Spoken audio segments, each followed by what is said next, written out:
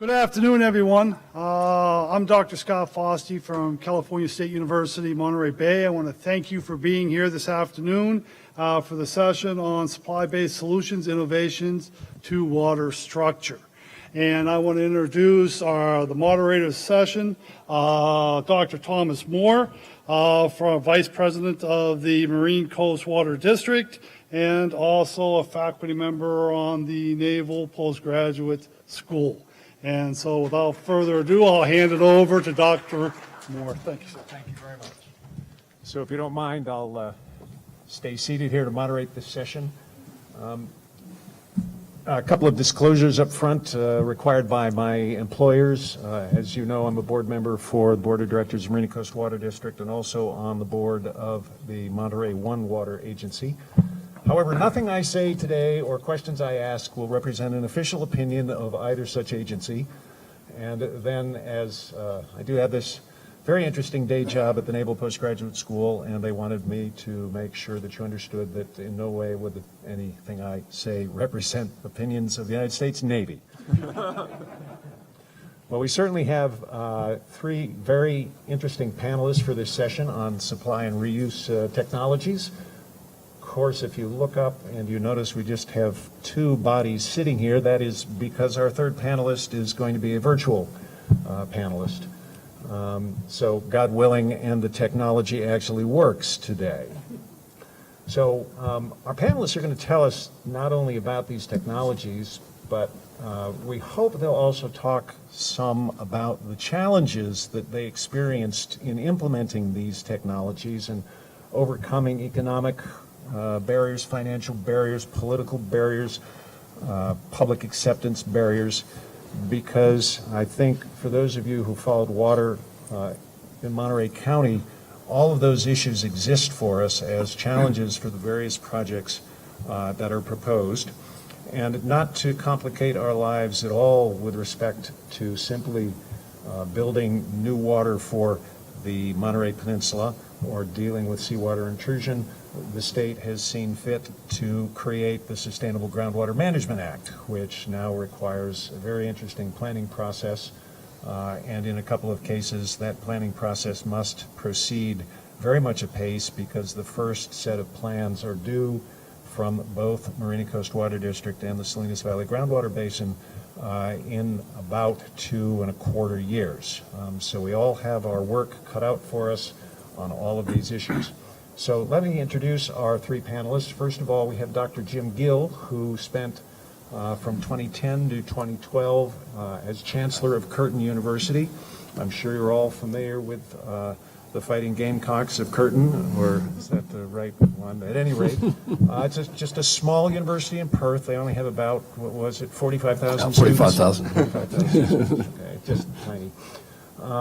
But more to the point of today's forum, he was the CEO of Western Australia's Water Corporation from 1995 to 2008, and his major focus during that time was to respond to the increasing drought there experienced, particularly in Western Australia, by significantly increasing the state's water supply and substantially boosting water conservation. He helped introduce Australia's first seawater desalination plant, has a capacity of about 40,000 acre-feet per year, which is about 10 times the size of the largest such desalination plant proposed here in Monterey County.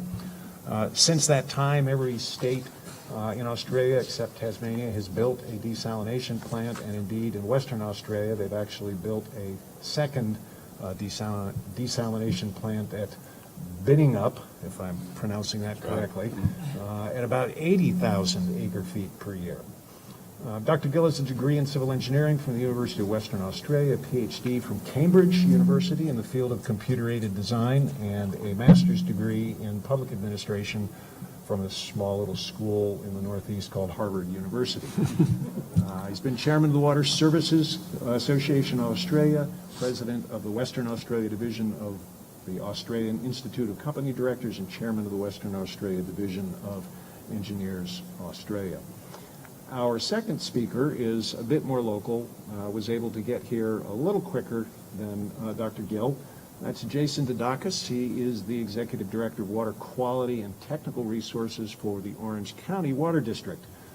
in Fountain Valley, California. He manages regulatory compliance and water quality monitoring, laboratory analysis, and research in support of Orange County's groundwater management activities and recycled water projects. This includes their groundwater replenishment system. It currently produces upwards of 103,000 acre-feet of water per year put back into the groundwater at an unsubsidized production cost of around $850 an acre-foot. Would that we could do it that inexpensively here in Monterey County. The district has a final expansion currently under design to put another 31,000 acre-feet per year into the water basins, the groundwater basins in Orange County. Mr. Dodakis has led studies and monitoring programs to assess the fate and transport of pathogens and chemical contaminants in engineered and natural treatment systems. It seems that's a question of interest in the local area with respect to the Pure Water Monterey project. He's also has experience in planning, development, and use of groundwater models and tracer tests for groundwater management. And he's one of those unusual folks who's both a licensed professional geologist and a certified hydrogeologist in the state of California. And our final speaker, who is virtual, and if the technology works, will come to us on the screen, is Professor Maria Paz Gutierrez. She is an associate professor of architecture at UC Berkeley. She's focused on natural and multifunctional material organizations in light of various challenges we see in the 21st century, particularly environmental and socio-economic challenges. 2008, she founded Biomes, Biological Input into Material Systems. It's an interdisciplinary research initiative that puts architecture together with science and pioneers methods to integrate principles of design and biophysics from both the nanoscale to the building scale. Some of her recent research focuses on exploring the biophysical and cultural implications of functional natural materials, water, and waste via multi-scale digital fabrication and material computation. So, with no further ado, we will ask Dr. Gill to tell us something about his experience in Western Australia. Wow. Thank you, Tom. Thanks for the introduction. And it's fantastic to be here.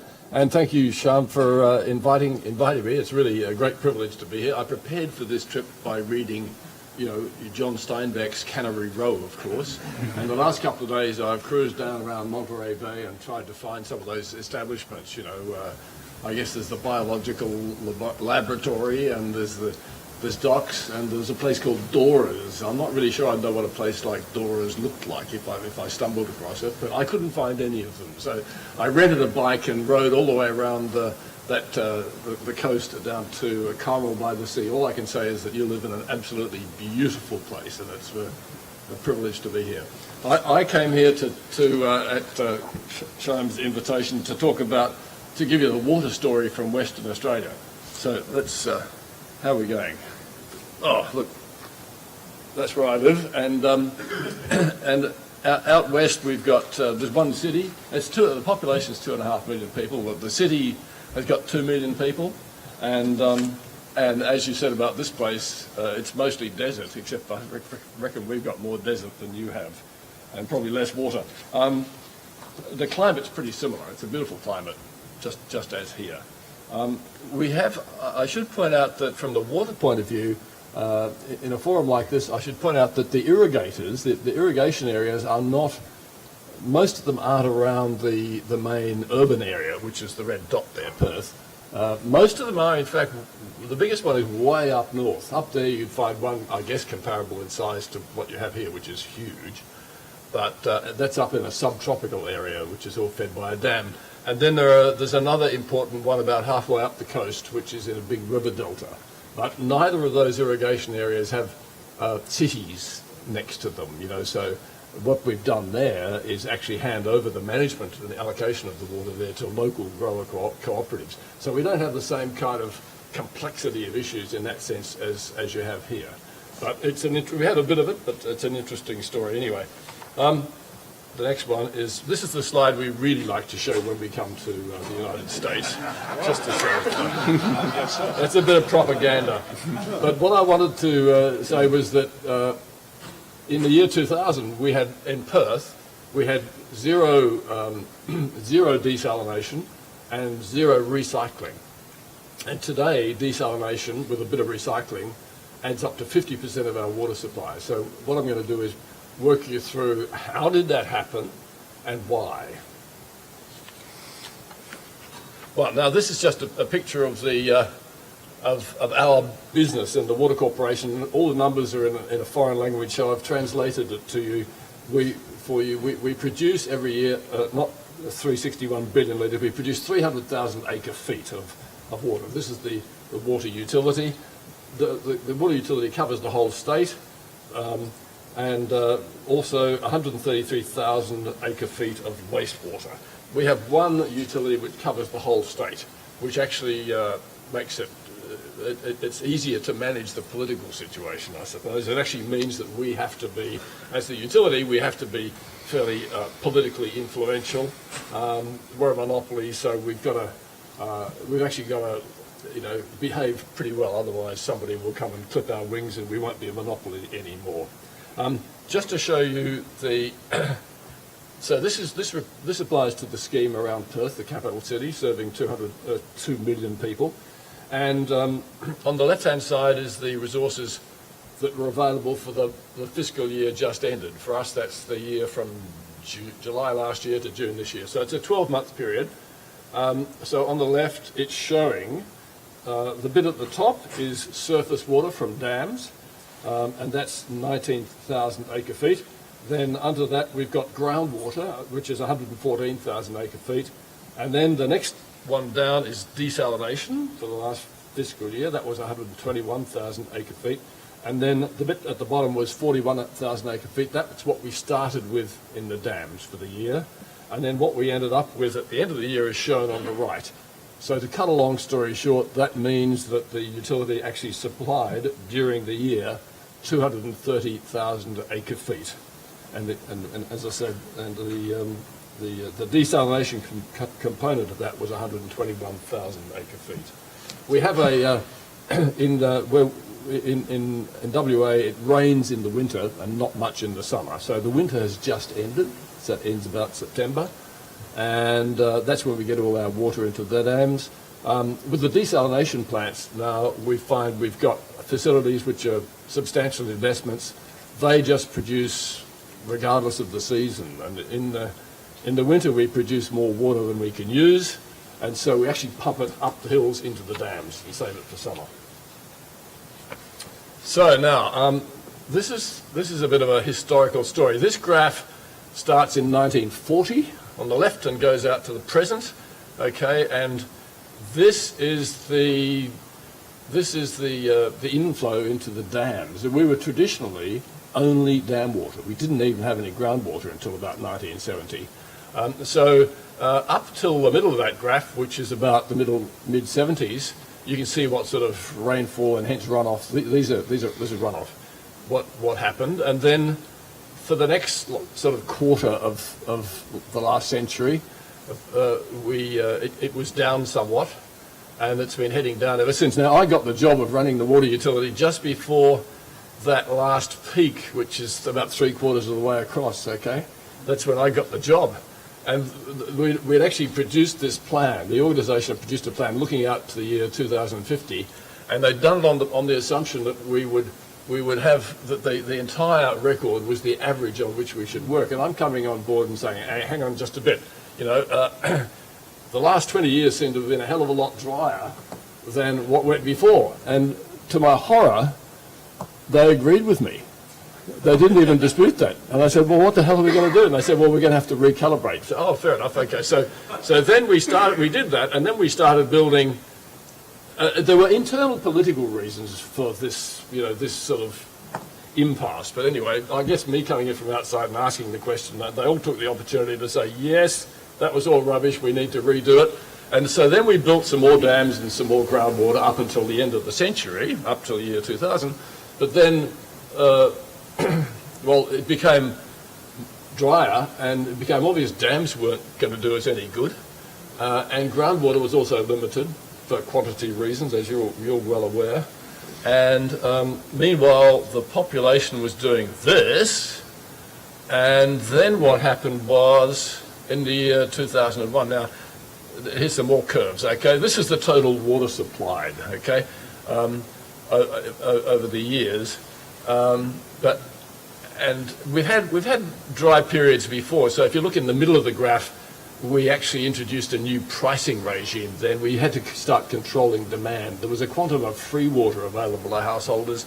We crapped it off by pricing and other restrictions. Anyway, continuing with the story, this line here shows you the runoff into the dams. This was actually not the water supplied by the dams. This was the water supplied by the dams. And you can see that, you can see that it's come down. It was the main source of water supply, and now it's come way down. So what happened was that in the year 2001, I wish I could point to it with a pointer, but I can't really, but there was a winter there. Perhaps on the red line you can see, does it go back? Oh yeah, okay. You can see that dip,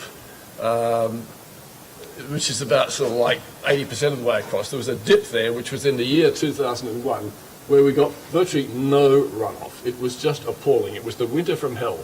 And so when that happened, we started doing scenario planning. When something like that happens to you, you don't have the whole graph. You don't know what's going to come afterwards.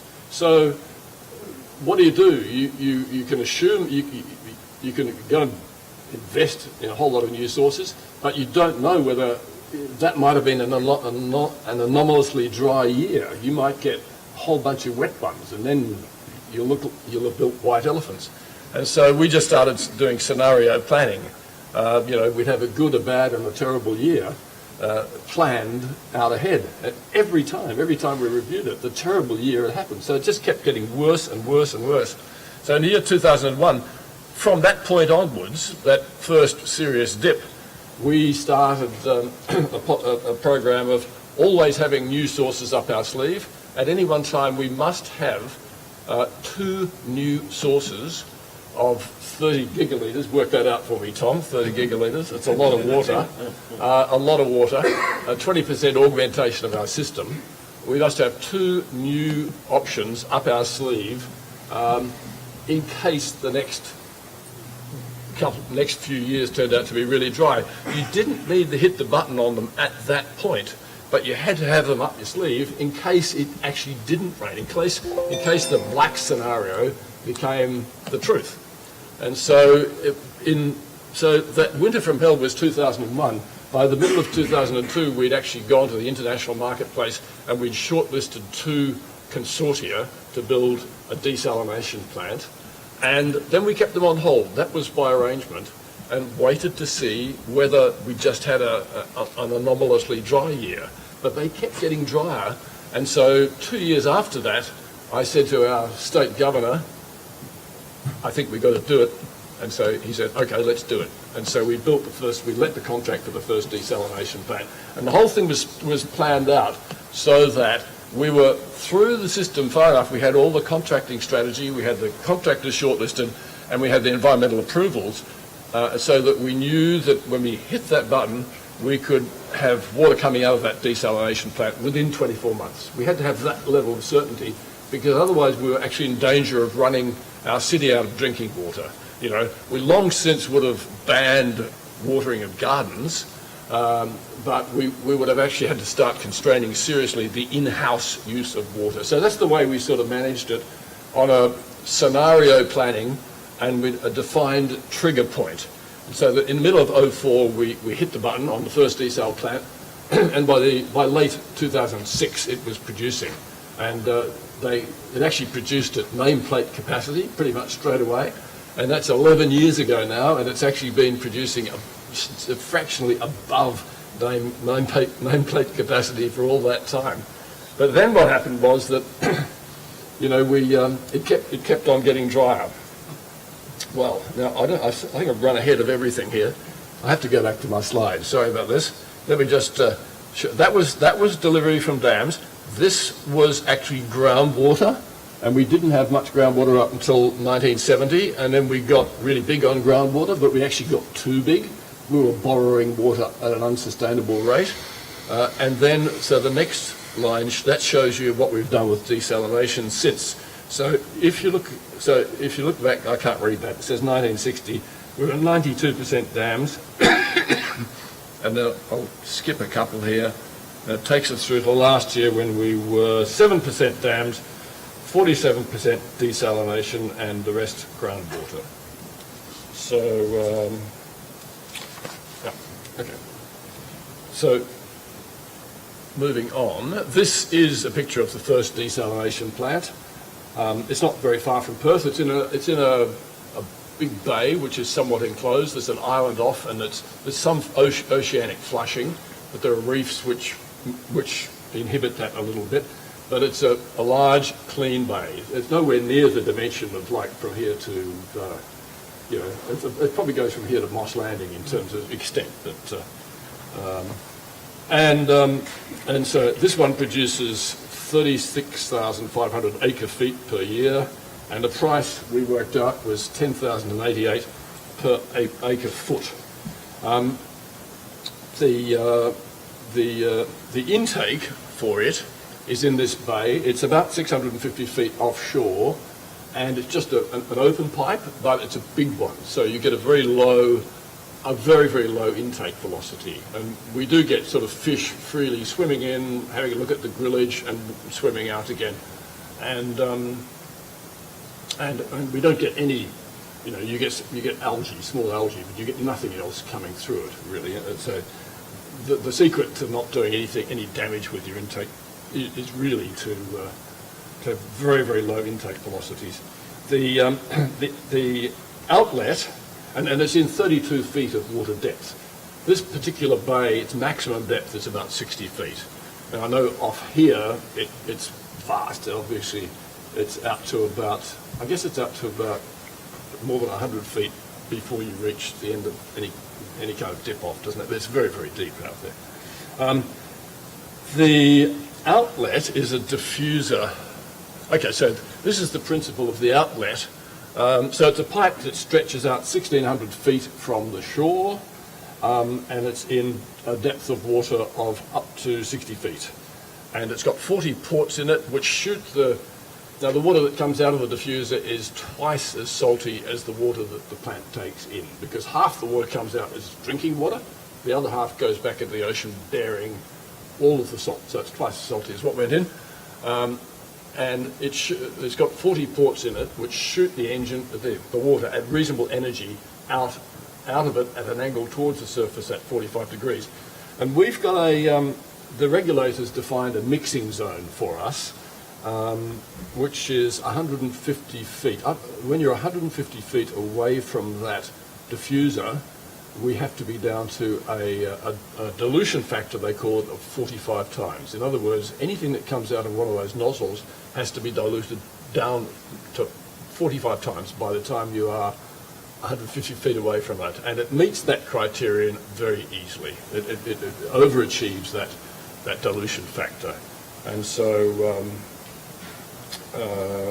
what happened was that let me see, I think I've got another slide. Sorry. Okay, this was actually just a dye, but this is one of the nozzles, and this was doing a dye test. It doesn't habitually come out of that colour, but this was that's what we were doing. And our regulators required us to. Let's see what the next slide is. I don't know. I'll come to that one. But the regulators required us to install monitoring monitoring buoys off in the bay, in fact 3 of them, and their principal concern was that the salt water would sit at the bottom, take marine life with it, and you'd end up with reduced oxygen, you'd end up with almost anoxic conditions down the bottom. And also they were concerned about any increase in salinity, and many other factors were measured by these 3 buoys that were installed. And so they operated, and eventually the environmental regulators said to us, well, that's satisfactory. It's not doing any measurable damage at all. And so after 6 years, they said, you may now remove the buoys. So they were happy with that as a way as a responsible way to go ahead. So that was the first desalination plant, and this slide shows you that we actually led a contract before we commenced operating this plant. We had a wind farm constructed north of Perth, and the entire power needs of the plant are met by that wind farm. So that was a good environmental credential. What else is there? Oh yeah, this thing I wanted to mention. How am I going time-wise? Taking too much probably, but anyway, this thing is, I think David Sedlak mentioned energy efficiency. This yellow gadget was invented here in California, and it's actually ceramic. It's only got one moving component, really highly precision ceramic. It's called an isobaric pressure exchanger, and this is the first commercial implementation of it in the world. So it was developed here, but first implemented. We're very proud of this, and you should be too. And the waste stream that goes out actually goes, the whole thing, all the water is compressed to about 70 bar, 70 atmospheres, very high pressure, before it'll go through the reverse osmosis membranes. What that means is that the waste stream, the stream that goes out bearing the total salt content, is at that pressure. Therefore, it embodies a huge amount of energy. And what this gadget does is it transfers that compressive energy from the outlet stream into the input stream. So it actually uses that pressure to compress incoming water and recovers 98% of the energy in the outlet stream. So it's fantastic, and they've taken off worldwide since then. Our second desalination plant, well, because that rainfall runoff curve was heading south without abating, we built another one. It's a long way further south of Perth. It's actually in the open ocean from the point of view of input and output. It's on pretty much a beach that shelves off pretty well, and there are quite strong currents. We built that first slightly bigger than the first one, but part of the contract was that we could double it. And before the construction of the first one had finished, before the first half of this, we doubled the contract because it was obvious that we were going to need it. So, and that one actually produces water at the gate of the plant at $1,727 per acre foot. So that's how we got to, that's the story about how we got up to 45%. Now I'll end pretty soon because I'm just about. The next step though is really important. It was invented here in California also, and it was we pinched Jason's outfit's idea. They did fantastic pioneering work for us in the 70s, maybe the 60s. Jason, I don't know. You can tell us, but we followed them very, very closely. One of your colleagues, Bill Mills from Orange County, helped us a hell of a lot. In fact, so we have now installed a groundwater reinjection system for recycling. David Sedlak said we have to become groundwater stewards, and I think that's what what this shows is the different aquifers we've got. We sort of play a tune on the aquifers. So the two bores in the middle are actually the injection aquifers, and the ones on the left, the two on the left are ones we take water out of, and the one on the short one to the right we can take it out of too, but it's a bit complicated the way we use it. But over to the left is the Indian Ocean. That is the ocean.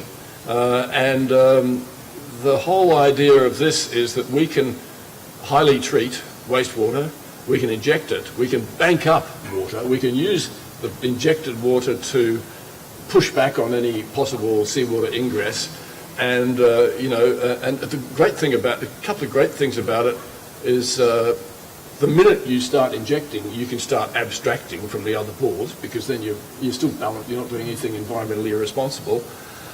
And the other thing is that if you actually do end up with too much water, you can actually bank it down there. So you can actually put more in and then take more out 10 years later, sort of thing. So it's if you're lucky enough to have that sort of sandy aquifer, then this is a terrific solution.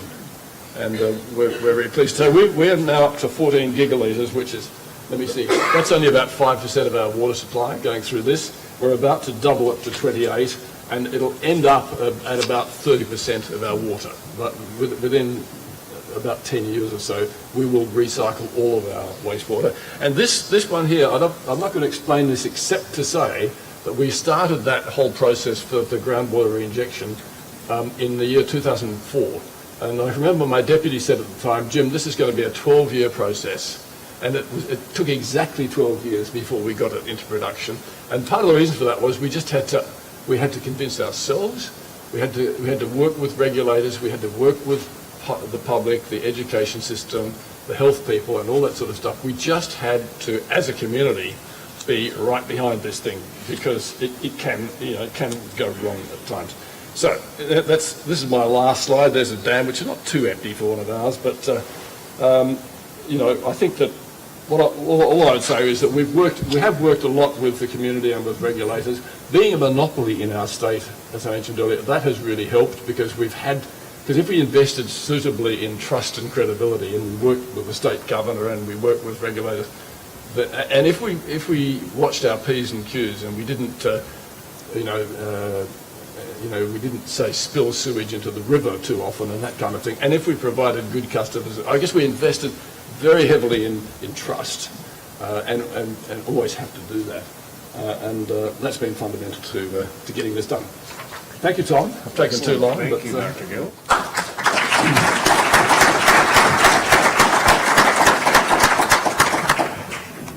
All right, Jason Vidakas from Orange County Water District.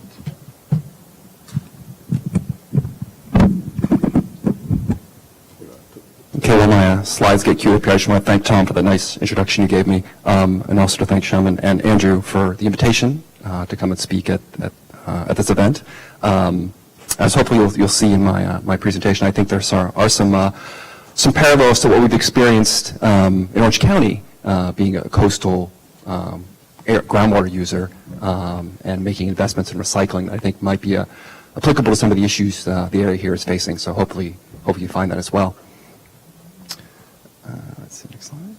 So just a quick map of where we are. We're down in Southern California. We are a coastal groundwater basin just south of Los Angeles County, north of San Diego. This is a little bit more zoomed in map of what we look like. Our agency is an independent special district. We cover the northern 2/3 of Orange County. And we were formed in 1933. And really formed with the purpose of protecting and managing the Orange County groundwater basin. That's our statutory reason for being and our responsibility. We're about 350 square mile area. We're at the end of the Santa Ana River watershed, so we also have a surface water resource we manage. And we're essentially the groundwater basin managers for 2.4 million people in this area. And currently, about 75% of the municipal use in the area is provided by groundwater. So just a picture here. This is a picture of some of our early board of directors, elected board of directors and local stakeholders after the district was formed in the 1930s. And so you can imagine from the piece of equipment they're sitting on and where they are that agriculture was actually very important to Orange County back at the inception of the district. This is actually an aerial shot of the coastal plain of Orange County. And so in addition to our namesake orange groves and that kind of resource, Orange County is also known for producing beans, sugar beets, celery. It was a large agricultural producer, especially before World War II. Now, certainly we've had some land use transition. This is what the area looks like now. Same kind of area here. But kind of going back to when the district started, some of our initial water supply challenges were as a result of agriculture and the growth of agriculture. Over a 30-year period, from the late 1800s, early 1900s, the amount of irrigated land in the area quadrupled over the course of 30 years. And so that's really what triggered some of our local water resource challenges in the area, right? By 1905, the USGS had come out with a report basically documenting the fact that our local basin was in overdraft. A little later on, that overdraft was better quantified, and also we had started having documented seawater intrusion in some of the coastal agricultural wells that were supplying agriculture in the area. And so the idea of the need for additional supplies was identified by the county and local stakeholders. But at the same time, we couldn't necessarily turn to local surface water because that was challenged as well through upstream diversions and issues of that. The county was facing some real challenges. So this is sort of the genesis for our special district forming through the state legislature. And so initially, and then over the first 10 or 20 years of being a district, some clear underlying principles for basin management kind of emerged as a way to how are we going to manage this local system in a sustainable manner long term while still supporting the economic development of Orange County. And so one of the main principles there in Orange County was they were committed to the idea of increasing supply, not simply managing allotments or withdrawals. And to do this, they sort of rejected the idea of a legal adjudication of everyone's individual water rights. That was not something they wanted to do. They felt that would kind of set up this philosophy of scarcity and not support the economic development that was needed or desired for the area.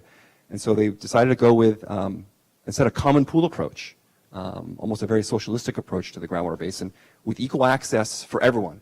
If you had a well, you had a right to pump, whether you've been pumping for the last 50 years or whether you just moved into the area. So equal access for everyone was one of the principles. However, it wasn't a total free ride for everyone. You had to pay an assessment proportional to your use. So everyone paid the same fee for pumping groundwater proportional to how much you pumped.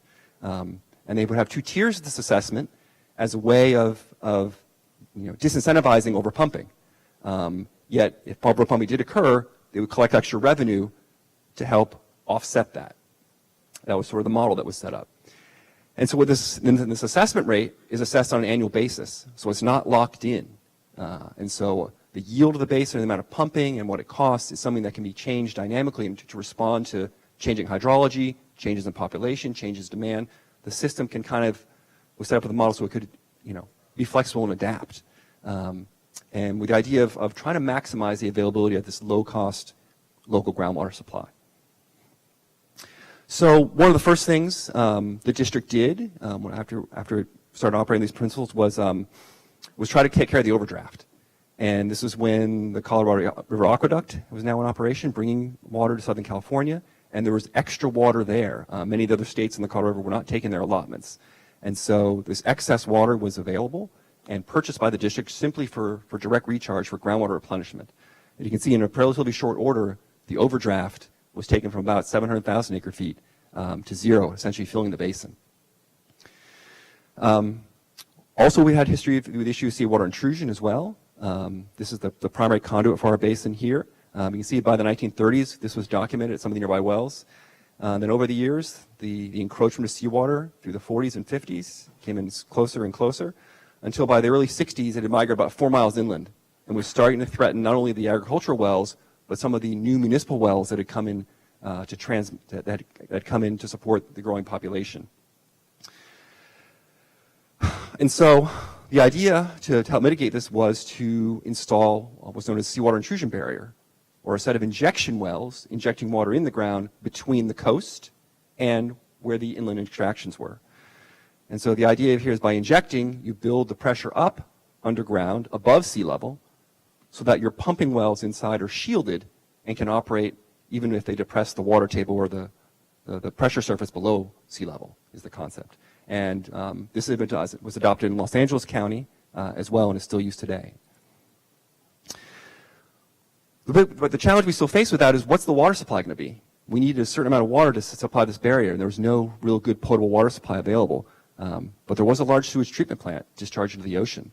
So through a bunch of applied research and pilot testing in the late 60s and early 70s, looking at treatment options, things like ground activated carbon, reverse osmosis, as well as injection wells, a bunch of research went in and led to our Water Factory 21 project, which was a 15 MGD project, and it was the first permitted injection of recycled water into a potable water aquifer.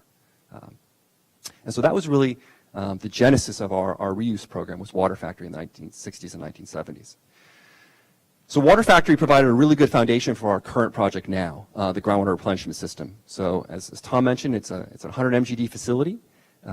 Advanced water purification takes water that would normally be discharged to the Pacific Ocean and and treats it to an advanced process to high standards, providing over 100,000 acre-feet of water for our community. And the project came on in 2008 as a 70 MGD project.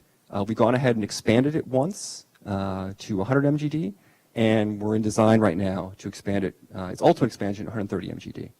And the project's not just a water district effort, but it's a partnership with ourselves and our neighbors at the Orange County Sanitation District, who, in terms of not only providing us the water for free and doing good industrial source control, also paid for half the capital in the first phase of the project.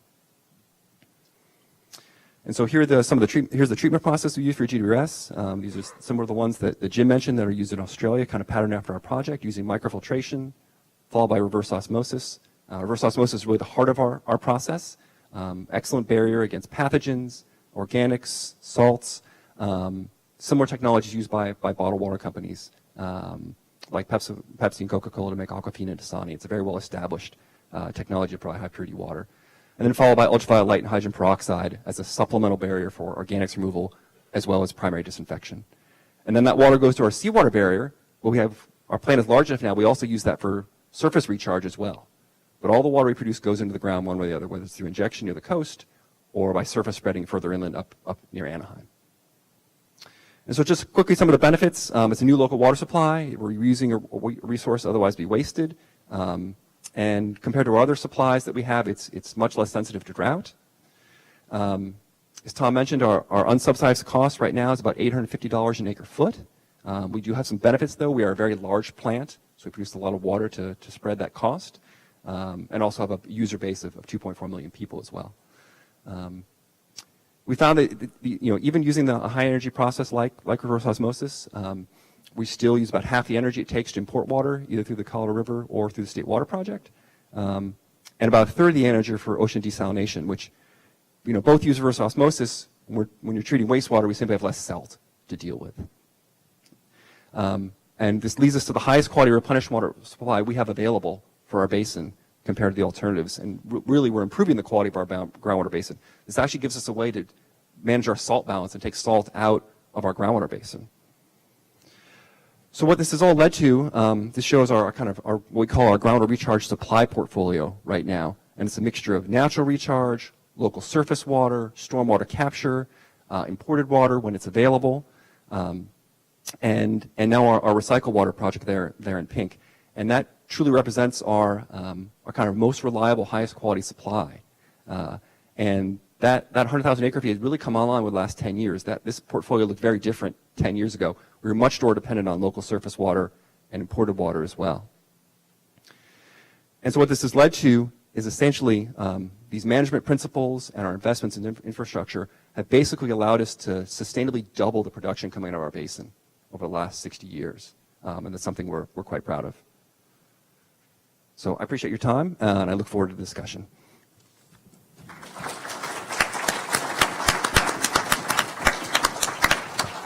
Thank you very much, Mr. Didakis. And now we'll see if the technology will bring to us Professor Maria Paz Gutierrez, Assistant Professor from the Department of Agriculture, UC Berkeley. And I'll let our folks in back make this work.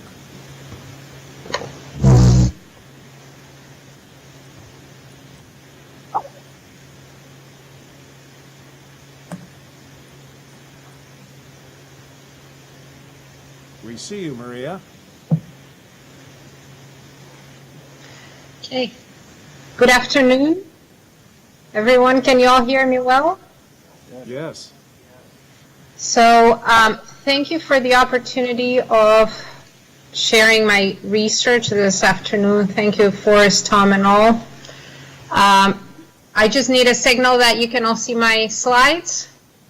Yes, we can.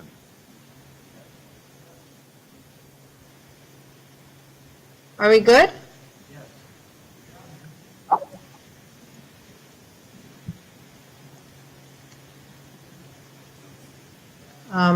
Having problems hearing. Okay, so we're good. All right, perfect. So, fantastic. Okay, there we go. Let me just make sure to have then this on. Perfect. So, The research I'll be sharing today relates to the nexus between water scarcity and waste. As most of us know, in the report of 2006 of the UNDP, it determined that in the world we have 1.2 billion people that do not have access to clean water and an additional 1.3 billion that live in water crisis. And it is well known to us that the condition of water scarcity is actually very expansive across the world. What we tend to discuss less is the fact that these are also regions that have high energy demands and potential use for thermal mass. And this is very much related to the fact that in these regions of water scarcity, we have for most part also the potential of using the differences that exist in thermal mass opportunities by diurnal swings. In other words, they're usually regions that have a lot of heat in the day, but that at night tend to demand cooling. So if we look at that, plus the fact that in the context of the world, we have in California alone, 20% of its electricity and 30% of its natural gas is used to treat and distribute water. And that, hold on one second, got stuck, there we go. Globally, the construction sector accounts for approximately 40% of the total energy use, 25% of the water use, and 45% for carbon emissions.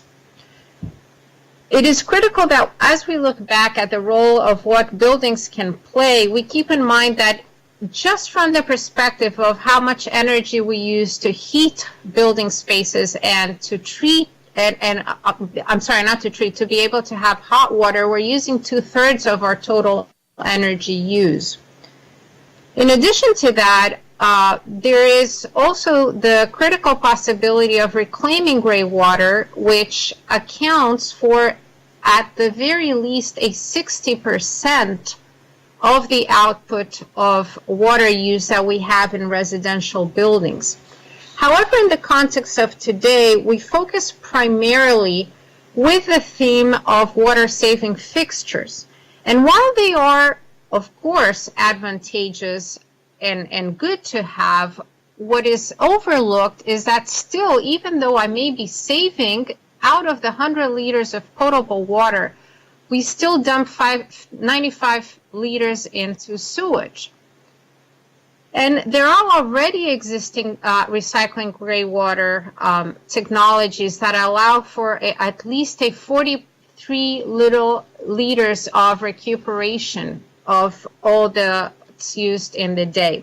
So this research that I'm going to be sharing has to do exactly with discussing that. Can we realign and through realignment enable consumption reduction?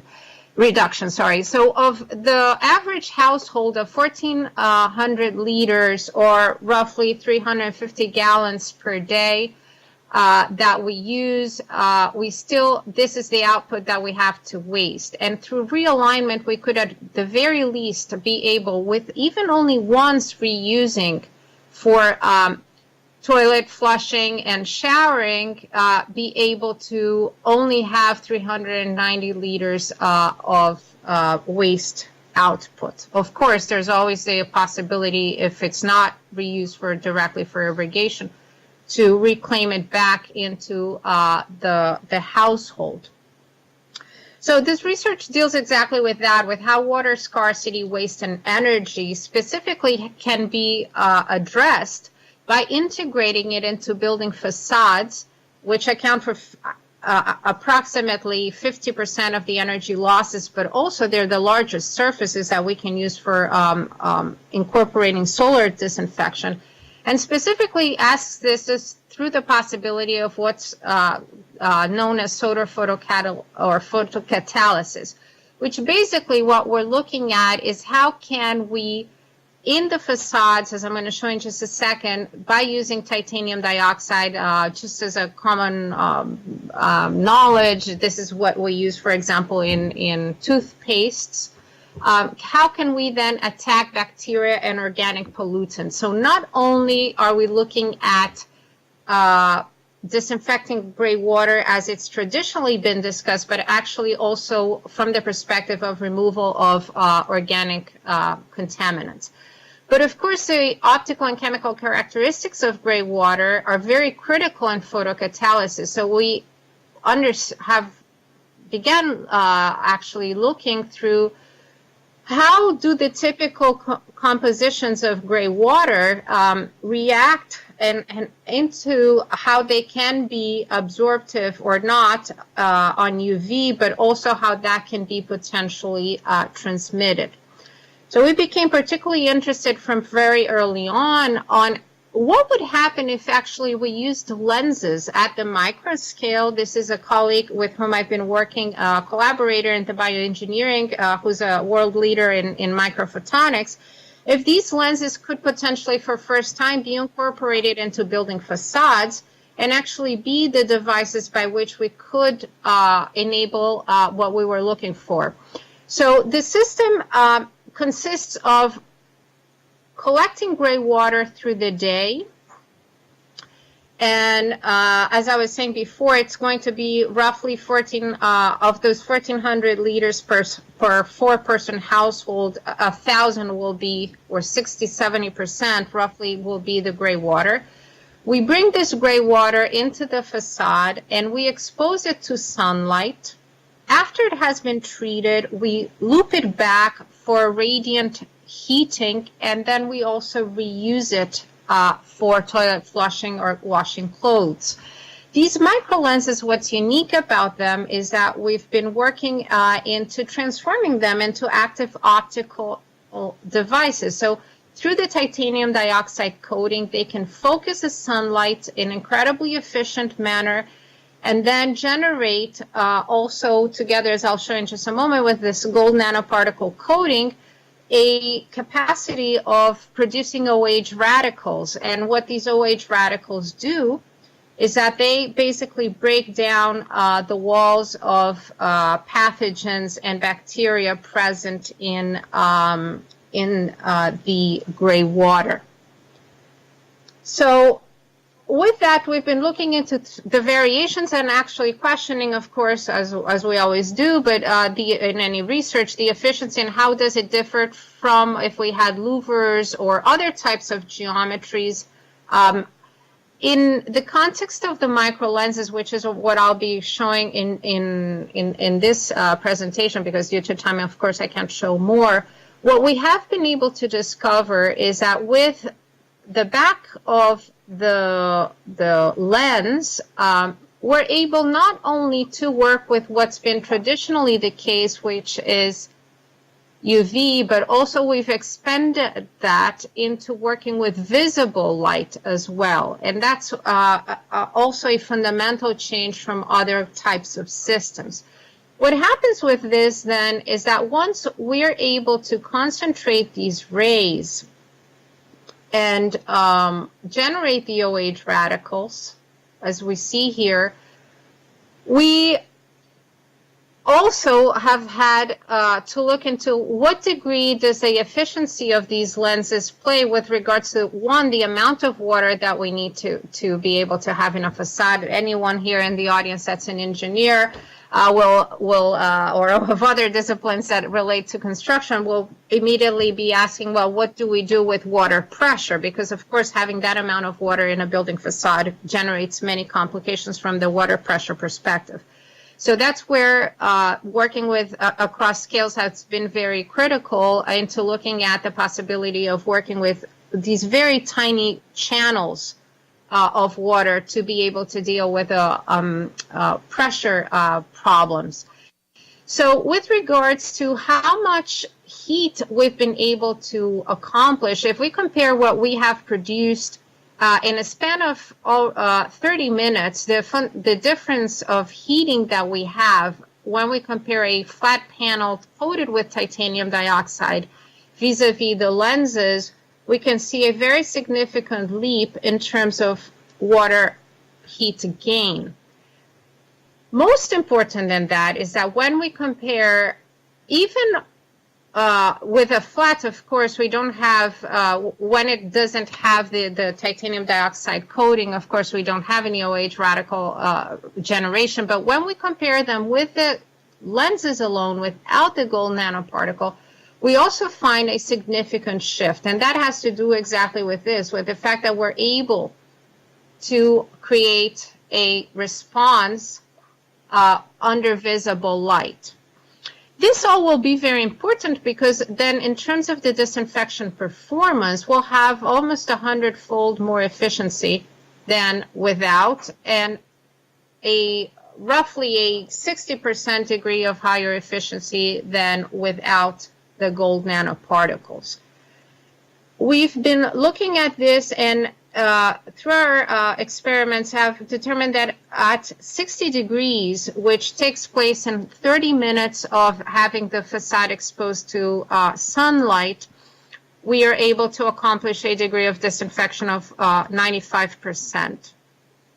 Now, something that has become very important in these studies is to understand what's the regional impact on solar energy storage from the disinfection perspective. And we look at the fact that altitude of angle, the elevation angle, is going to play a very important role, because even in contexts that apparently would have similar conditions as, for example, this city in northern Chile in the area of the desert vis-a-vis in Phoenix, Arizona, we're able to find that the outlet disinfection rate is significantly higher in one than in the other, as we see here, and that is solely because of the elevation angle. So the elevation angle is, of course, going to be a very significant part in when, hopefully soon, these technologies can be incorporated, how we begin to define the positioning of the lens in an optimized manner to what the building facade is, but again, without the need of having to have any mechanical system, which is what doesn't work. So we've been focusing this last part of our research very much on how to prototype and be able to bring this in comparison to solar water heating technologies, because we don't have anything else to compare it with as of now in terms of an existing technology. And a lot of this research has been looking at the cost of production, where are the potential mechanical difficulties of being able to do this. And this has been done both in terms of real site places, as you see here, that's the roof of my department at UC Berkeley, and here as well in photocatalytic simulations. I'm almost done. Thank you. And so this hybrid heating technology, what's important, as with any of these building innovation systems that we do, is that when we're looking at the impact of a given system, we can't, of course, avoid it from the context. And this has, as with any technology that we use in the construction system, we often tend to focus, this is what I can do from the perspective of how it could be incorporated as a retrofit, or how it could become, what's the structural impact that the system has, or trying to basically bring it down into how many gallons per day am I saving. But what's very important in that assessment is that when we look at the impact that it has in a specific site for a specific occupant type, we looked at it, for example, again, in cities with several similar climate or water scarcity conditions. When we look at bringing this into numbers in terms of the savings that we have, that's one way of looking at the impact that the system has. But a very different, of course, way of looking at this is when we begin to compare what is that percentage related of the utility cost with the income. And in the case of Phoenix, for example, that's going to be very different, because even though I may be saving very highly in terms of spatial conditioning and clean water, it is low relative to the income, but of course, that would change radically depending on taxation on municipal structures. Same thing, if we look at this in the context of Nairobi, it's a relatively modest system, but that can meet significant impact when we look at what it has into what the person is spending. So I wanted to run that video, is not running. Okay, something happened. The last thing that I wanted to say, besides, of course, acknowledging and thanking all my collaborators and our research teams, is that when we think about systems such as SOAP or others that are and have multifunctional capabilities, because they are the connection of energy, waste, and water savings, is that the savings are not just on the end user. The savings are, of course, also at the scale of the water treatment and the advantages that it has for the neighborhood and the city. And of course, when you tackle issues such as organic compounds, you're also explicitly addressing the fact that you wouldn't be contaminating aquifers. So the need for doing and investing in technologies that have that look at water, not just from the water perspective, but also from, of course, waste, but also from the energy perspective, is critical. And this requires inevitably not just interdisciplinary research, but multi-sectorial collaborations. Thank you.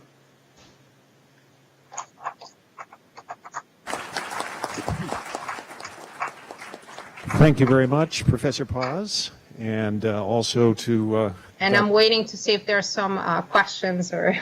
We're working on questions as we speak, so while some more may come up for Professor Paz, let's ask a few of Jim and Jason. So here's a real technical question for Jason. How is the Orange County groundwater replenishment system dealing with arsenic leaching in the recharge water?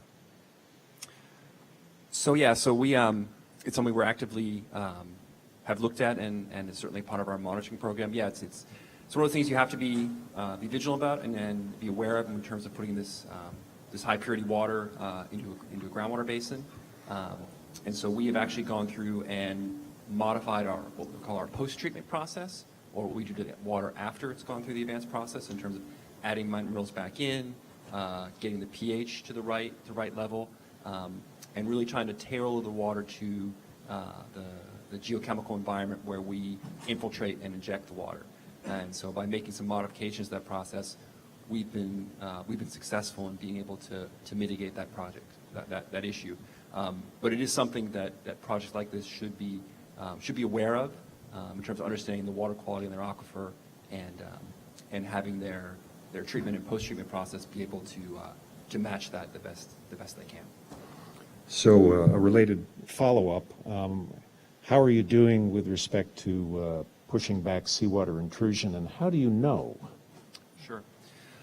In terms of seawater intrusion, we have a network of monitoring wells kind of in that same area where I showed we had that front that kind of came in the 60s. Even by the Or you could just tell me and I'll... By the early 2000s, we still had a seawater intrusion area in that same issue, but we had some good monitoring there, and we've been able to just simply look at the reduction in total dissolved solids and also in chloride.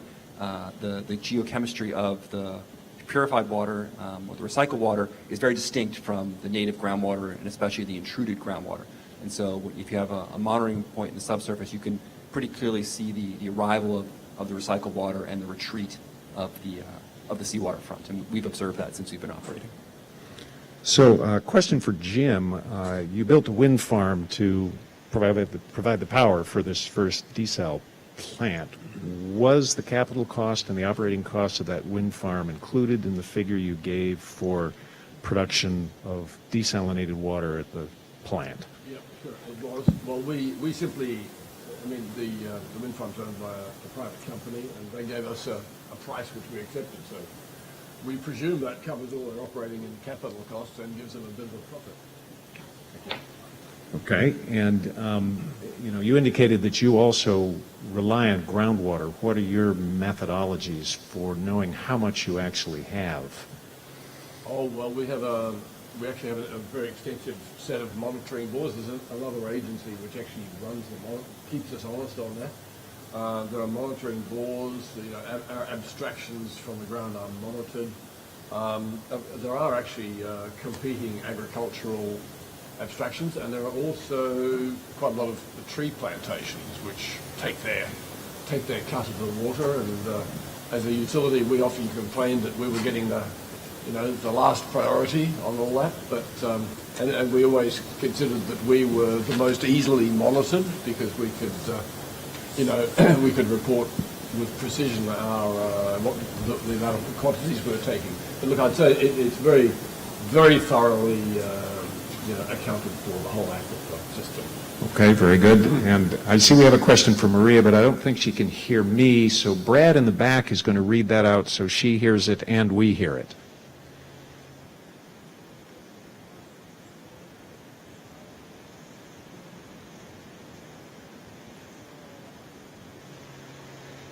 Okay. Can you hear me all? Can you all hear me, sorry? Yes. Yes, okay, perfect.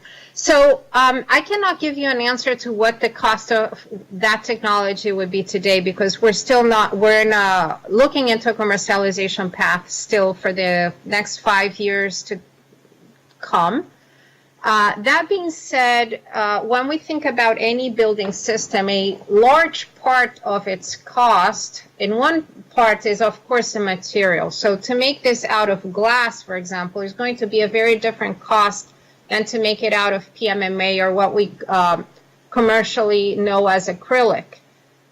They have similar refractive indexes. So in principle, based on the studies we've done, we're accomplishing comparative results.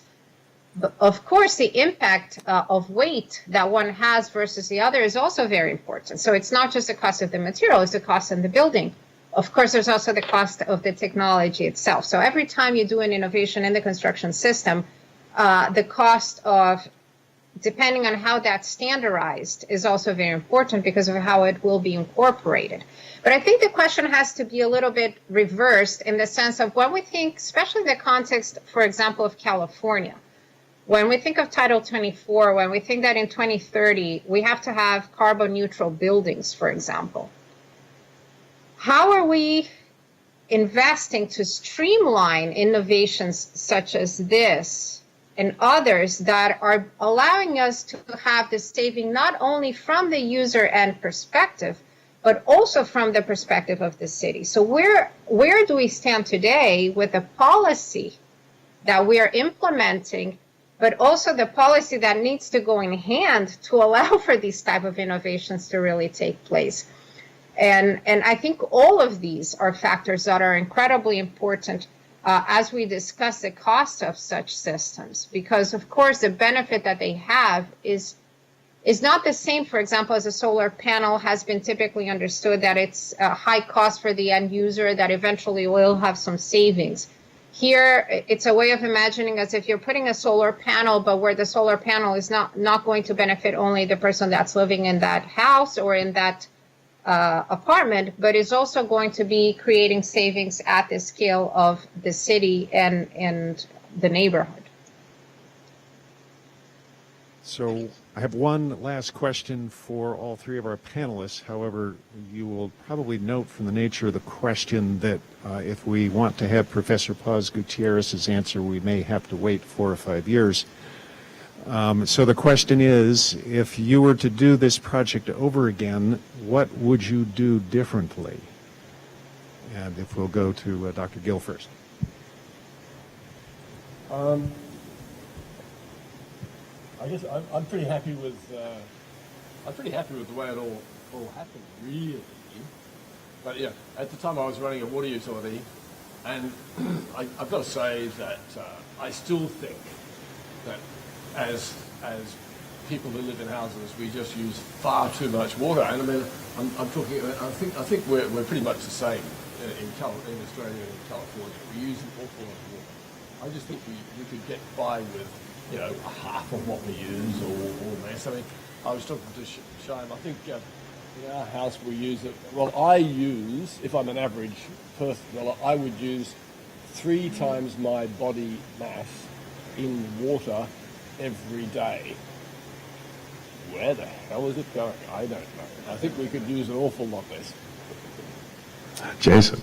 I would say from a planning standpoint, I think when our project was conceived largely in the 1990s, there was a pretty widely held assumption that the amount of wastewater generated by communities was kind of going to continually increase with growth, and that what we observed once our facility came online in the mid to late 2000s was that actually, due to using the existing plumbing, there actually wasn't enough raw wastewater available at certain times of the day to optimally operate our facility at a steady rate.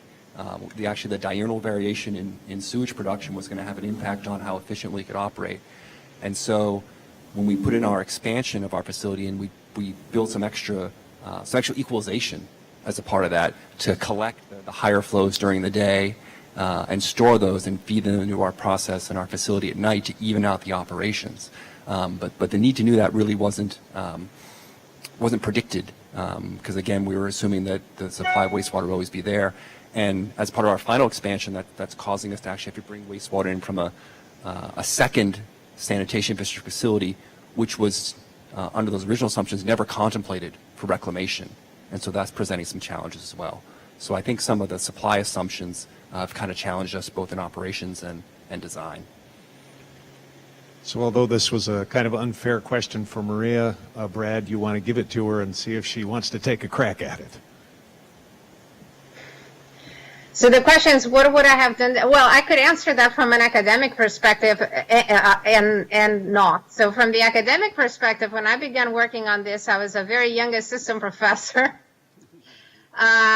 We learned to hold our ground, I think, with time. And that's very important when we're working with interdisciplinary collaboration. So that's something that I would have, if I had the experience that I have today, probably administered things of the grant, including how we use certain spaces, et cetera, differently. But I'm sure that's not why this question is being asked. So in terms of what would I have done differently from the system itself, I think I don't think I would have carried the research, and probably my colleagues would agree with me on that because of the learning curve that has enabled.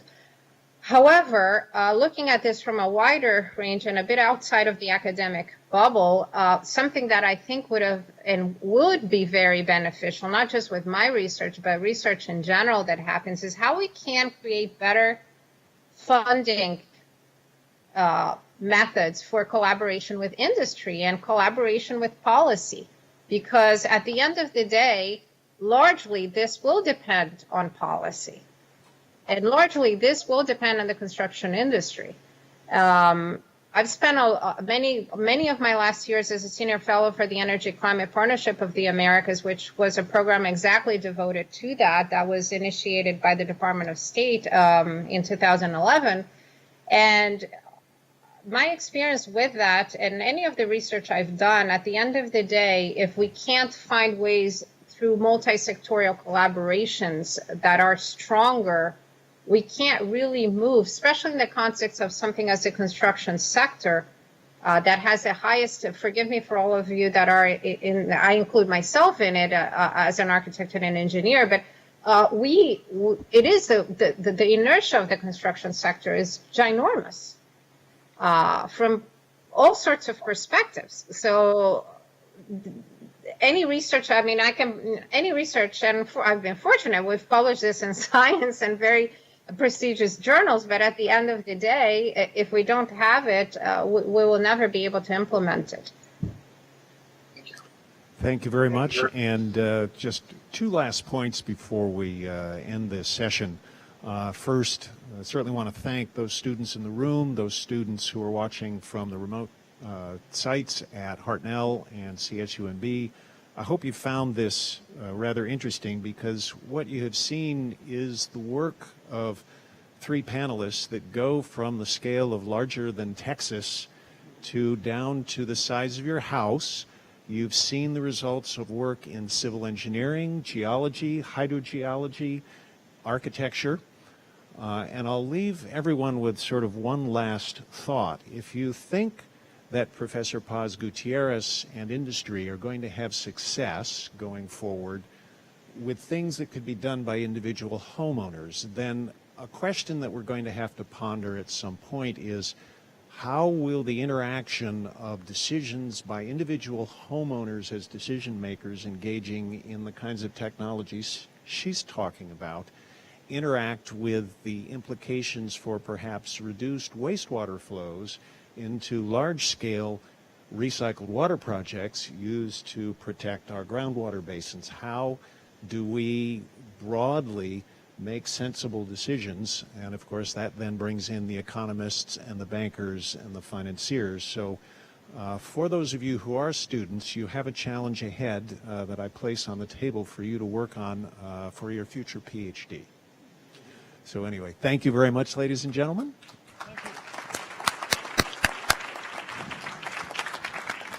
And thank you very much for attending our session. We're going to recess. Very welcome. I'm very sorry I couldn't be there. Thank you very much for participating, Maria. Bye. Yeah, bye-bye. We are going to reconvene for Doc Henley's and closing summary in about 15 minutes. So I do believe there's still some refreshments left next door, and I'll see you all in about 15 minutes. Thank you. Thank you, gentlemen. Thank you. Yes, indeed.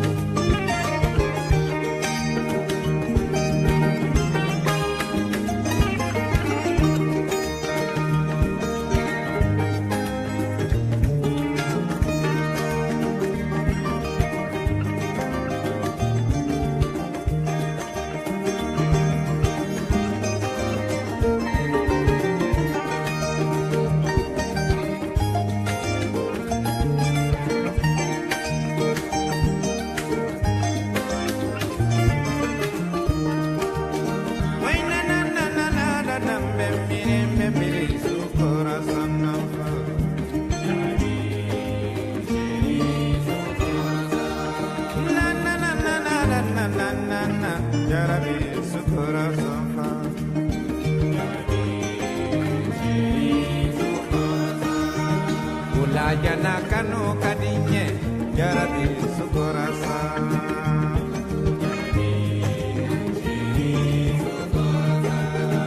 Mana miri jemani amima sukorasa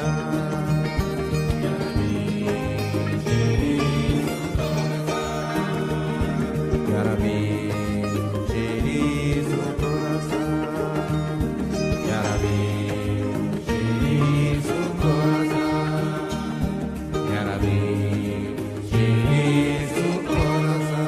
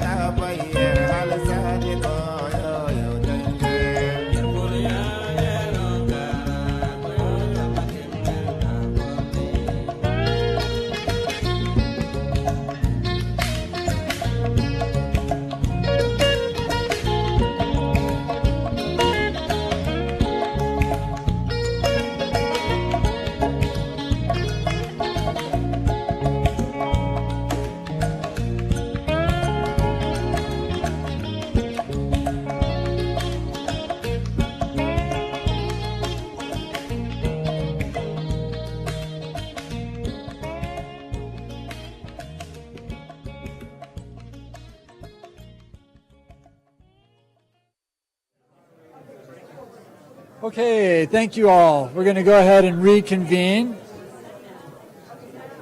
And because we had so many important topics and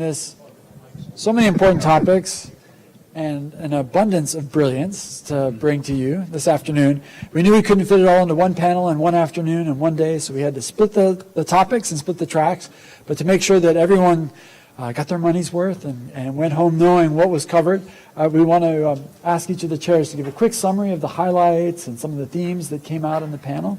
And I am going to ask Abby Taylor Silva to start us off with a summary of demand-based solutions advancing agricultural water management. So, Okay, Abby. wonderful. Thank you. So our group was made up of researchers and farmers, and we had a wonderful discussion about water solutions. There was a lot of discussion about measuring and how you measure water going below the root zone at different times in the plant's life cycle and the value of that. And I think there was a lot of recognition of the value of this data collection, but then I think there was also some discussion of the art, and the value of really understanding your crop, understanding your soil type, getting out there with your fingers and touching the soil. And I hear that from our members all the time, right? You have to look at the science and the art together. With just one, you lose something in the process. I thought one of the interesting things that came out of one of our panelists was he would like to see us actually get away from the graphs, all these graphs that we're looking at. And he said we should actually start focusing on taking all of these ideas from the venture capitalists and bringing them together into one app and get away from the graphs so that all you get is you need to apply more water, you need to apply this much at this time, you're good to go. And I think that was maybe a bit of a common theme as well, is that we have all of this data, but starting to interpret it and use it in the most productive way is sort of this next hump we're coming over. I think at the end of the panel, there was some really great feedback given to the students and just a lot of encouragement that, there's so many different ways that you can be involved in agriculture and in this irrigation efficiency discussion. And it really, if anything you might be studying, accounting, any of the sciences, math, any of that. There's so much that we need. I mean, I hate to say it's upcoming a little bit of a brain drain. We have a lot of people who have been wonderful stewards and leaders in our industry who will be retiring in 15 years and 10 years and 5 years. And so we're really, all these new ideas coming in, I think that this is a wonderful time to be involved. My boss is looking at me like, what are you talking about? No, not here. But this is a wonderful time to come into the industry because we have some passionate pioneers of new technology in our industry who are very interested in teaching, not only teaching people who work with them, but people who work in other companies. One of the things that I am most heartened by as I looked at our panel and at our industry is how selfless really a lot of this work is, and that, they might be, Dale Tuss talked about on a different panel, on Mark's panel, about the nitrate harvester that they've been working on. He's given tours to 50 different companies that, compete, that are competitors to his company. He's doing it because he wants to see water quality improvement. He wants to share what he's done. And I think that, this is an industry that is really dedicated to that, also to bringing new people up and also sharing amongst themselves. So I think those were a few of the key themes that resonated with me.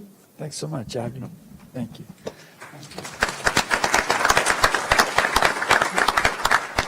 And Dave, would you be willing to tell us a little bit about kind of the key topics and themes that came out of the demand-based solutions for advancing urban water management panel?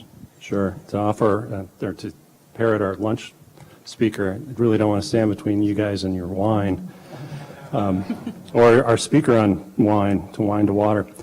So I was also on a demand side panel. The panelists were one academic, Nusha Jami from Stanford Water in the West, two entrepreneurial businesses that are doing demand side investment in commercial technology, and then one water manager from San Francisco Public Utilities Commission, which is their water agency for the San Francisco area. We talked a lot about data. One of the more fascinating, just talk about graphs that Abby talked about, is there was actually a data search that was done to see the number of hits on the internet about California's drought, and right after the governor's announcement in April of whenever that was, 2013, 14.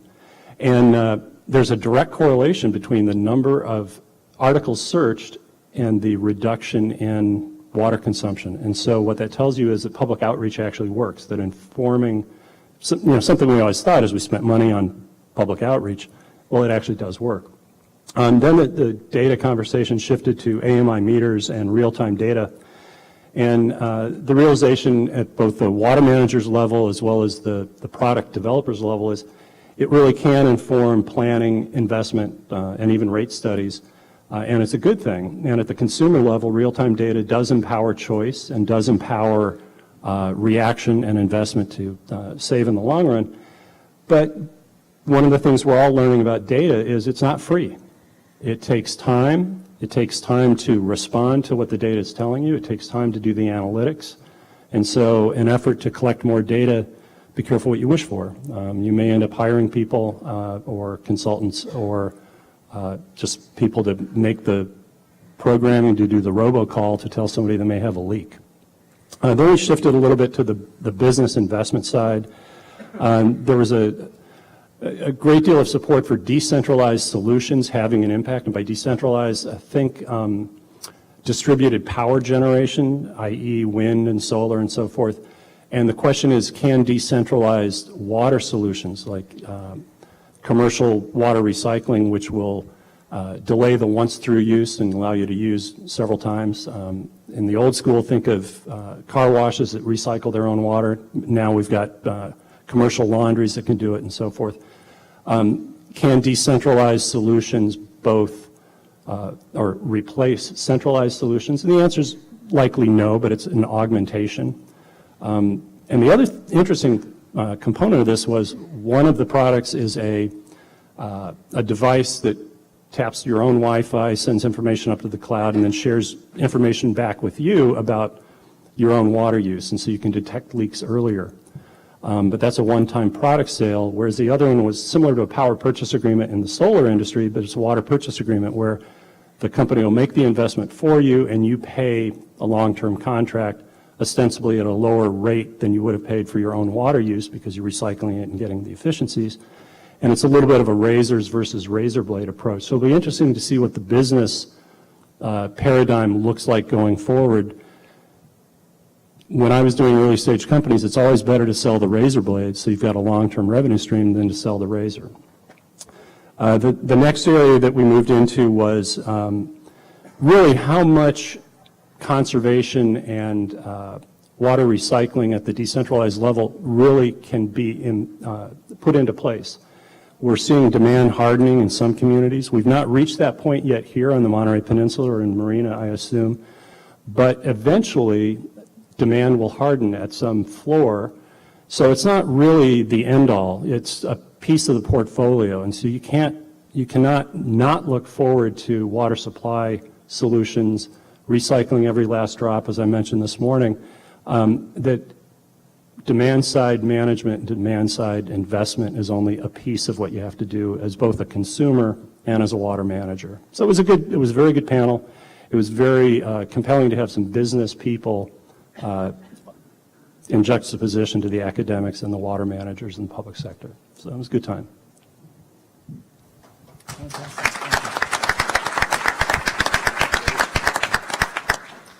And Tom, would you be willing to summarize the supply-based solutions innovations in water infrastructure? Absolutely. So we had three very good speakers, two real and one virtual. So we had Dr. Jim Gill from Western Australia. He was responsible when he worked for the Western Australia Water Corporation for building the first and very large desalination project to serve Perth, Australia. About a little more than four times the size of the originally proposed Monterey Peninsula water supply project.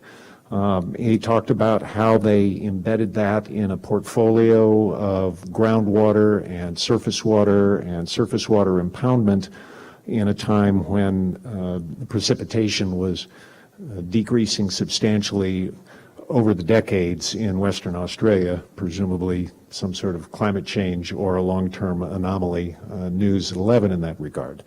We then had Mr. Jason Dodakis from the Orange County Water District, who talked about their rather large water recycling project, which is very similar to what we are doing here on the Monterey Peninsula called Pure Water Monterey, except Pure Water Monterey is 3,500 acre-feet per year. Orange County's doing about 103,000 acre-feet per year into their groundwater basin, and they've been at it for quite a bit longer than we have. So Jason had some... Just a plug, we may be little, but we're very innovative. We use far more creative water sources in Pure Water Monterey than the Orange County Water District does. And careful what you wish for. We got to figure out how to mix and process all those things successfully going forward. There is that, and we're sure Paul Sciutto is up to it. Is Paul in the room still? No. Okay. Mr. Dodakis had some good insights in the challenges they faced with that particular project, but they seem to have gotten public acceptance down there, and as far as I can tell, most of the folks in Orange County have not gone crazy. So our third speaker was our virtual speaker, Professor Maria Paz Gutierrez from UC Berkeley. And she was at the, if you will, size-wise lower end of the scale because Western Australia, I guess, is 3.4 times the size of the state of Texas and has a single water purveyor for the entire area. Maria, on the other hand, is doing work in water recycling that would be built into walls of your new home, and talked about the technologies that they're working on at UC Berkeley to try and move that forward so that you won't just use the gallon of water that you bring into your house one time, but you'll use it twice or maybe even more frequently than that. So I did ask her what she would do differently if she were to do this over again, which was rather an unfair question because we really need to ask her that question about 5 years from now. But at any rate, she gave us a decent answer, mostly dealing with the challenges of putting these sorts of research projects through academia in conjunction with a successful academic career. So we had three very good speakers, and we hope it was well received. Thank you. And Mark Silberstein was the chair for the Supply-Based Solutions, Innovations, and Natural Infrastructure. Yeah, well, we likewise had a great group of presenters, three folks, who had very different approaches to water. And our focus was what we might call green infrastructure. So how do you use either natural systems or mimic natural processes to improve both supply and quality of water?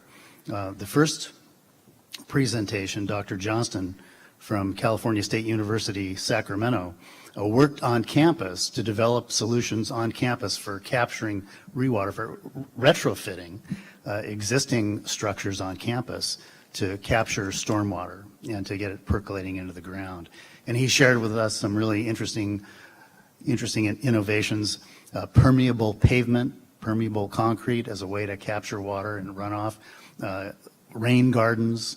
So a series of things, taking the downspouts from roofs that used to go directly into the storm drains and running it through these swales and biocollectors. So it was really, really interesting. And working at the scale of a campus, the state university system. Dr. Dalkey from the University of California, Davis, has been working with farm folk in the Central Valley. Her question was, what are we going to do as snowpack is reduced? And based on what we heard this morning and her insight, about a third of our water in California is stored in snowpack and released in the summer. So as that diminishes with changing climate, how are we going to capture those winter rains? And the experiments she's doing, working on Central Valley farmlands, is flooding empty fields or alfalfa fields. She said that based on the work they've done, an acre of alfalfa in the winter can capture as much as 26 acre-feet of water that percolates down into the ground. She's been working in orchards, in almonds. An almond orchard can capture 2 acre-feet of water coming into the ground if it's flooded to a couple of feet depth. And so she's really working with growers, doing some of these experiments. There are questions that she is tracking. What happens, for example, to nitrate? Is that leached out? Has it transformed? She's pursuing those kinds of questions, but really interesting and promising. I think her calculation was that somewhere between 3.5 and 5 million acres are available with suitable underlying soils to provide some recharge potential in California. Dale Huss, who is a farmer and who works with Ocean Mist Farms here on the Central Coast, described some of the work that they've done and particularly looking at water quality and I've worked with Dale, putting on my hat with land conservation, capturing tailwaters coming off the farm, running it through a restored wetland, a 200-acre wetland, and measuring nitrate going from 45 parts per million down to 4 parts per million, below drinking water standards. And so that is one of the things that we discussed also, is that this green infrastructure, it can't be used necessarily everywhere, but it is a strong option, and particularly where you have converging interests. So the example that Dale used, here was 200 acres of abandoned farmland. It was a wetland that had been diked and drained and farmed. It was not productive farmland, so it was abandoned. Every year it was disked, it was bare dirt. So we worked with them, turned it back into a wetland. We were able to reclaim 200 acres of habitat, and it is now a vital habitat along the flyway. We're getting some very small increment likely of recharge because it was a wetland. It's underlain by more impermeable soils. But we're also getting this nutrient reduction and cleaning up the water. Dale also talked about the work that Ocean Mist Farms has done putting in the Castroville Seawater Intrusion Program, using recycled water from the regional plant in Monterey to irrigate the farms in the lower Salinas Valley. Some really innovative things going on.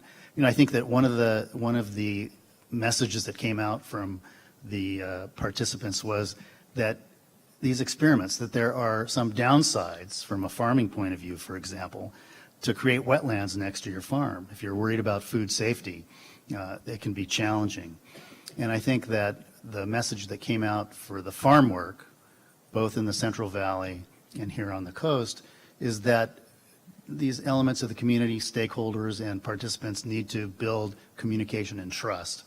And when that happens, all of a sudden opportunities open up to do experiments that otherwise you would not be able to do.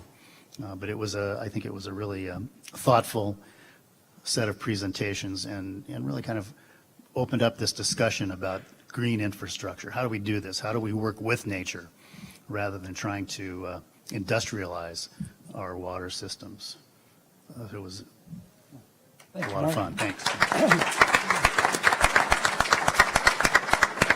I just want to close with by echoing something that Mark, you just touched on. Today we heard about solutions from the scale of an individual home to a college campus to an individual farm to a small watershed to very large watersheds, maybe even the entire Central Valley. And I was really impressed with the thoughtfulness of the presentations and the care that each of the panelists put into preparing their remarks and their slides, to the expert facilitation and just a gracious hosting that we had from all of our panel chairs.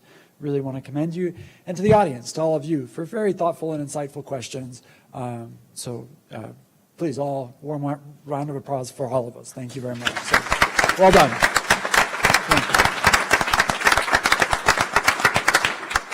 Thank you so much.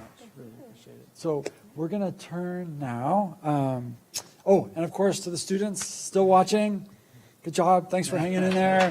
Hartnell and Cal State. You all get an A. Thank you so much.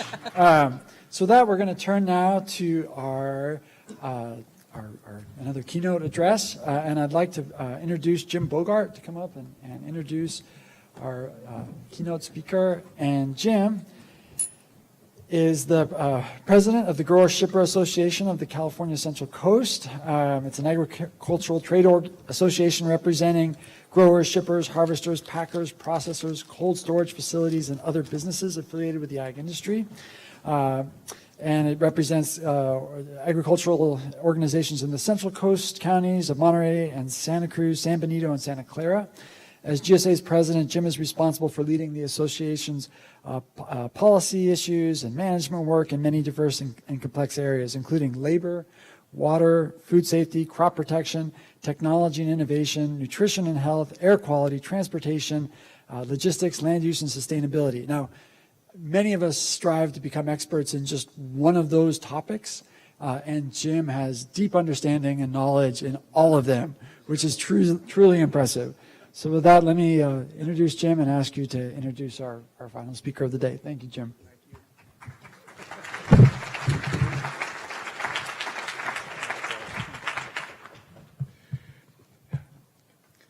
Thanks, Forrest, for that kind introduction. Actually, I didn't even recognize the person you were talking about, and I certainly don't recognize the guy in that photograph. But it is indeed a pleasure and an honor to introduce our cap note speaker. And to tell you honestly, I was while honored, I was quite surprised when Sham said, "Hey, Jim, we'd really like you to be a part of the program." And I said, "Well, this program's on water. I mean, labor and employment law, that's my gig." But he says, No, you are the guy to introduce our cap note speaker. And I said, "Well, how do you figure that?" He says, "Well, for one thing, he's a bartender." And so I thought, okay, I'm in. But it really is an honor just learning about this incredible individual. Let me tell you a little bit about our cap note speaker today. Doc Henley started the organization and label Wine to Water to help more than 1 billion people who go without clean drinking water. In the United States, we just can't imagine that a glass of water could kill us, but Doc couldn't stop thinking about it. So this bartender from North Carolina decided to meet one of the world's greatest challenges. He raised enough money to dig wells in Sudan, Ethiopia, Uganda, India, Cambodia, and an orphanage in Peru. Doc Henley really is a hero who had the courage to meet a challenge and believe that one person really can change the world. Henley has taken personal risks to do the hard work of providing water and clean water education in far-flung locations around the globe. He was named one of the top 10 CNN heroes for 2009. Today, Henley's Wine to Water Foundation aims to help the 1.1 billion people worldwide who lack access to clean water. By using wine events to raise money and awareness about the lack of clean drinking water in the developing world, Doc Henley has harnessed a powerful social force and multiplied the generosity of many. Not bad for a Harley-riding bartender with a communications degree and a tip jar. Doc Henley calls himself proof that anyone, even a tattooed keg tapper, can cure what ails the world. Please welcome Doc Henley. Doc.